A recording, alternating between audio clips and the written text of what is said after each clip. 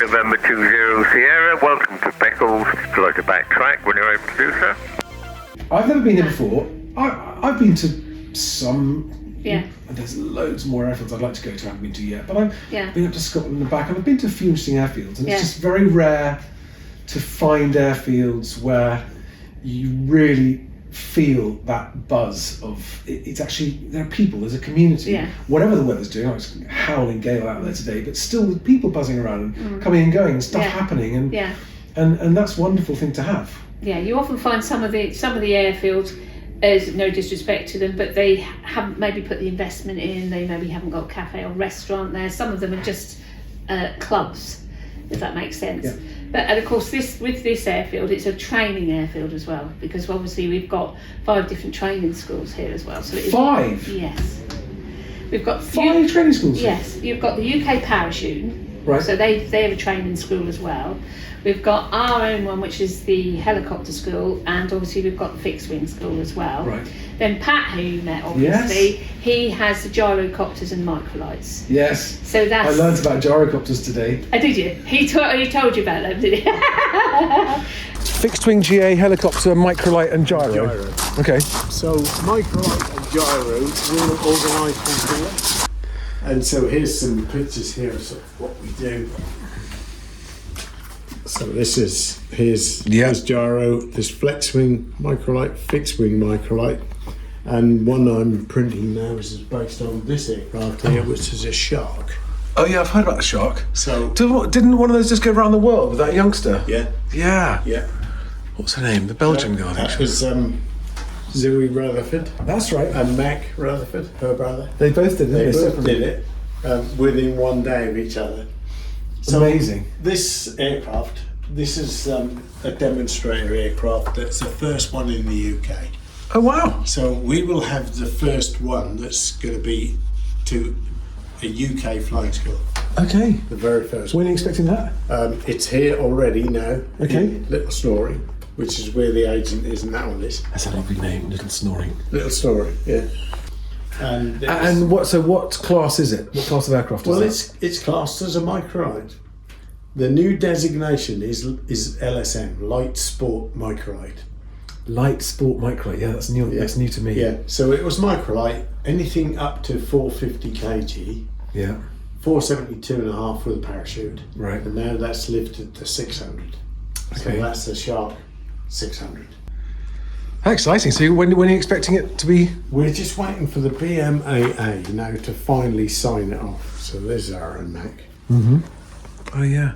And you're saying that they both did the same trip with 1 day difference. One day, so she did it 5 months and 2 days, and he did it 5 months and 1 day. Oh. So I don't know if they jiggered it. Have you ever been up in one? No, and I don't think I could. No, one of our young ladies, Stacey, who you met, for her birthday, we pushed her into going up in one, and she was like, that is the most scariest thing she'd ever done. She came down, she said, oh, I don't know if I go up with that again. Yeah. We moved in here in July 20. So we've got 3 C-42s in here, a flex wing, which we're currently got a wing inspection on every 5 years. Right. Wing check. Gyro at the other end, and then the other aircraft are other people's. Right. Okay.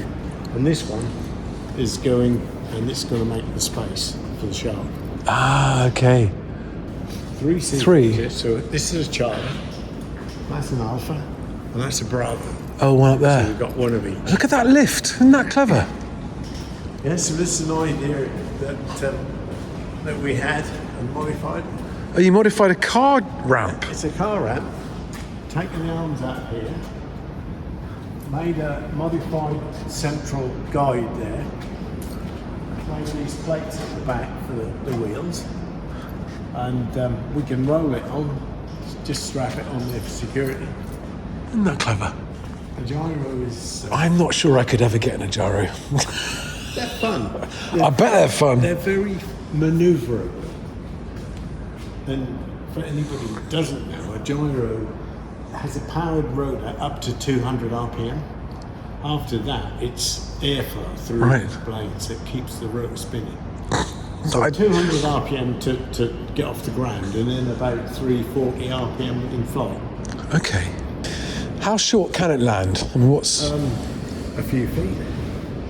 Oh, if you've got enough speed in the rotor. If you timed it right, so that you've now got the right airspeed, so that a couple of feet above the ground you can hold the airspeed by tipping the rotor disc back, you'll roll perhaps 10 feet. Okay. I'm actually going to start learning to fly shortly myself, because like, how can you end up being on an airfield and what we do? Yeah. And obviously we've had the heli school for 14 years. And my husband said, you really need to learn how to fly it, because he's the pilot. And I said, I'll tell you what, I said, I'll do a few lessons in an emergency. I said, but I don't really want to learn to fly helicopters. So I'm going to learn on the fixed wing side of it, because we set up the fixed wing school probably a couple of years ago.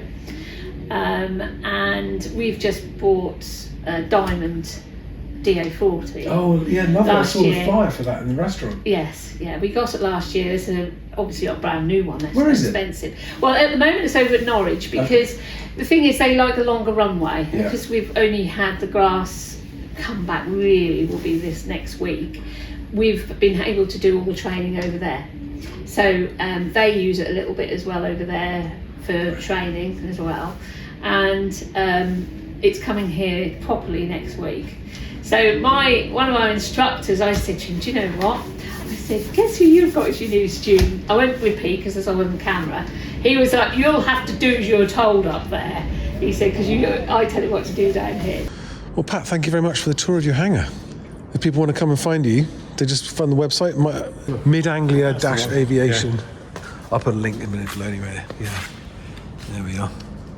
I mean, I've been here 2 nights now, and I've just noticed how busy the restaurant is every day. Yes, today has been quieter, but some days it is manic. And I think people enjoy it, and of course a lot of them are local people who come up to the restaurant. So they come up from different areas, and they enjoy it. We get quite a few fly-ins, and on a good day we might get 30 aircraft fly-in. Wow. So we've had 2 or 3, and they'll probably stay overnight, some of them under the wing and all that, and we've done the odd function for them. And then of course we just get the general public who live nearby, who love to just come and see the parachute and just sit out in the summertime. Is lovely. It's a lovely place to sit outside and watch. Sit on the deck in the summertime, and when it's busy, and of course we've got we've got a bar area as well. So of course people come flying, they'll stay over, they'll have food, and have a drink, and so on and so forth. So we've tried to integrate it. Yeah. So this is our jump ship. This is our Cessna Caravan C208. Lovely. This is the one we use in the winter because it's slightly smaller, and once we get sort of the summer season, so next month we'll have a slightly bigger aircraft back, which is again it's another Cessna Caravan, but it's the uprated, it's the Caravan with the uprated engine. Okay. So we can get a lot more people in that one. We can get 14 people in this one.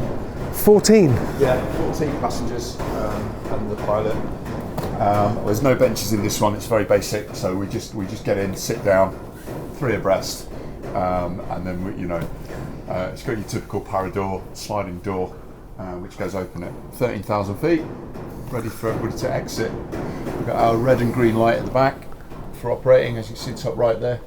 Oh yeah. So once the pilot turns the aircraft and starts running in at the jump altitude, he'll put the red light on. Somebody at the back here, is the jump master, normally will open the door, check the spot, make sure we're in the right place, that it aligns with what the GPS is telling us, and that we're exactly over the drop zone or offset wherever we need to be.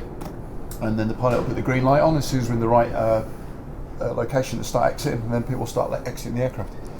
Fantastic. Yeah. It's not something I've ever actually. I did train to do a parachute jump when I was like a teenager with the Greenberries down in, but I never actually did the jump. I love being at the controls and staying there, but they wouldn't leave me at the controls.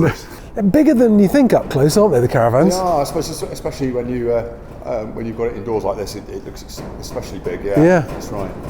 When we're operating, the hangar doors are all open. We have our pro packers over this side packing tandem parachutes and staff parachutes, and then the club jumpers that tend to be over that side packing. So that once the aircraft's out of the way and the vehicle's out of the way, this just turns into a big packing hall for turning the parachutes around. Yeah, that would have been great. I mean, it would actually have been great to get up and film or jumping out of the plane. Would have been cool. Yeah. And on a sunny summer's day, it's buzzing. There's a lot of people here. Yeah. We've got two landing areas. We've got like an experienced and tandem landing area, which is right here. We're one of the few drop zones in the country where people can see their family members land right in front of them. You know, it's just packed out with people just coming to spectate and see their families. Yeah. So get down to Beccles and just come and have a watch. Yeah, absolutely. And the good thing here is as well, we've got the coastline.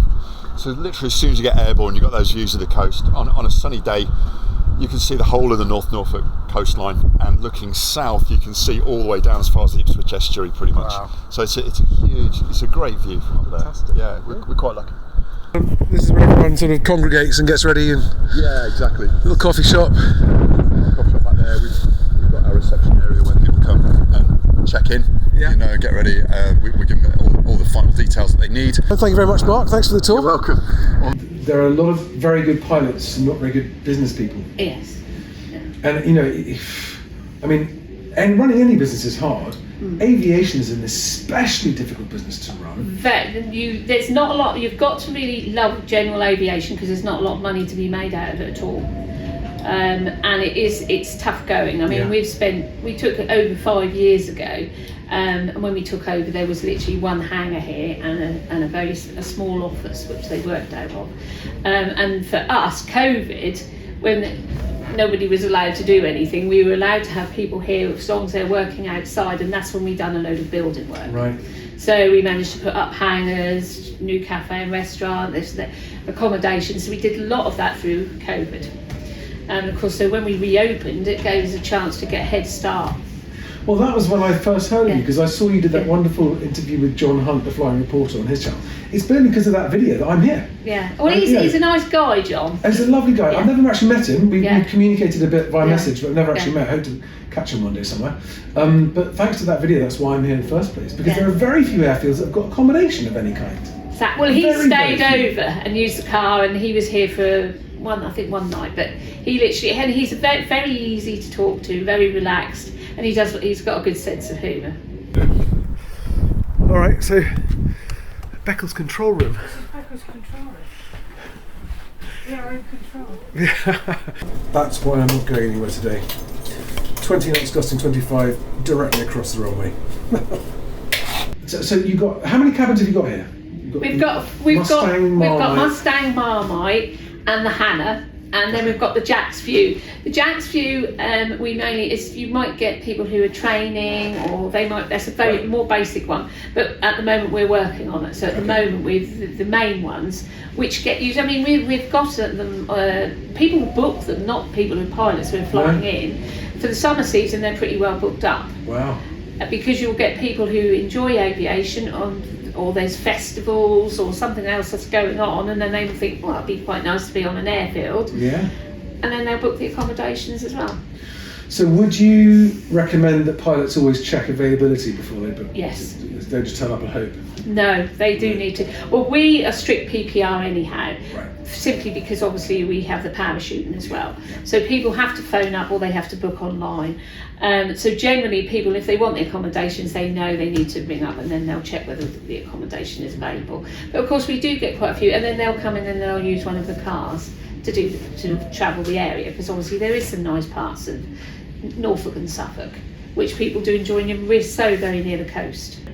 And of course it is unfortunately, yesterday was quite busy, but you haven't been here on a very busy day. So the weekends, often like on a Saturday, if it's nice weather, it is very, very busy. Right. And the parachuting plane may be up 6-7 times or more.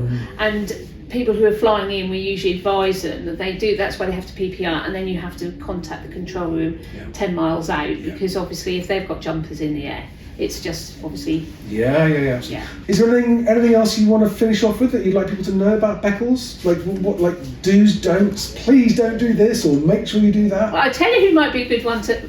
Rob, come here, because Rob is one of our airfield managers. Okay. He's our other airfield manager. Come through, Rob. Don't hide in there. And you're an airfield manager? He's one of the That's great, yeah. He's been here for years, haven't you? Since I was 17. So Oh, lovely. I started when I was 17 in '97, November '97. Is there anything, as the airfield manager, any Yeah, the do's and don'ts for visiting pilots? Like, please don't do this. Okay, the biggest thing is because we're air ground only, it's important to remember that the air ground operators can't get aircraft to hold off when there's jumpers in the air. So because we're busy with parachuting, especially at weekends, we're always asked the question by visiting pilots. They'll come in and they'll say, oh well, do you want me to hold off? Or we can't actually say hold off. So if there's jumpers in the air, it's always important, I would say unofficially, without being able to say it on the radio, please just hold off outside the area if there's jumpers in the air. They make a 5-minute call, so if you think you can be on the ground and have the engine shut down, within that 5 minutes, go ahead, come in, shut down. If you don't think you can, then please just hold off in the local area. But obviously the air ground operators can't say, please hold.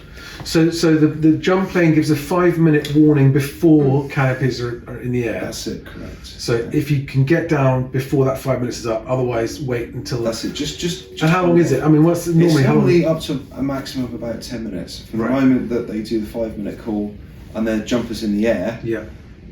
As part of our SOPs, we sort of say to allow a 10-minute interval because any longer than that and any canopies that have got out should be on the ground. And do they call all canopies on the ground? Yes, they do. So the DZ will call all canopies down, and then that's relayed again via the air ground operator on the same frequency. So they do. And the control room is 7 days a week, and in the summertime it's 8 till 6. And sometimes if we've got something else going on, someone will stay later in the control room. Right. So we keep it manned all the time, and often at the weekends there's 2 of them in there because they need it, don't they? That's it. Because it can be very busy. And I suppose the only other thing is when the grass is closed. So it's always worth a call if you've got an aircraft that may require the longer runway, because we're short it anyway. With you approaching on 27, we've got the oak tree, which you will overfly. So our displaced threshold is quite a long way down the grass.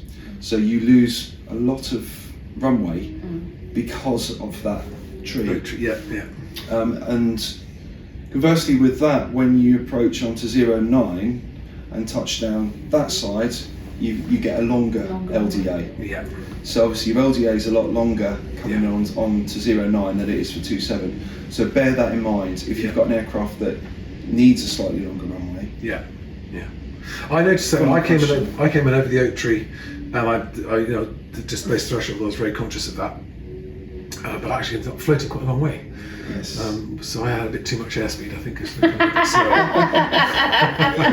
That's it. And also, where on the grass section for tailwheel aircraft, there is a little bit of a bump to just also be aware of. And we do say to people there is a bit of a bump with the grass. If you've got a tailwheel aircraft like an RV, it can catch you out, and that's normally where we get the go-arounds. So people will land on the grass, they'll hit the little bump, and if they're light, it's enough to just put them up again. As long as they're aware of it and they know it's there, they can plan for it, and it doesn't catch them by surprise. Okay, fantastic. Any other do's and don'ts you want to let pilots know? Because it sounds like you covered quite a lot there. I think that's about it, really, isn't it? Yeah, have a good flight and enjoy your time here. Brilliant. Exactly. I would say.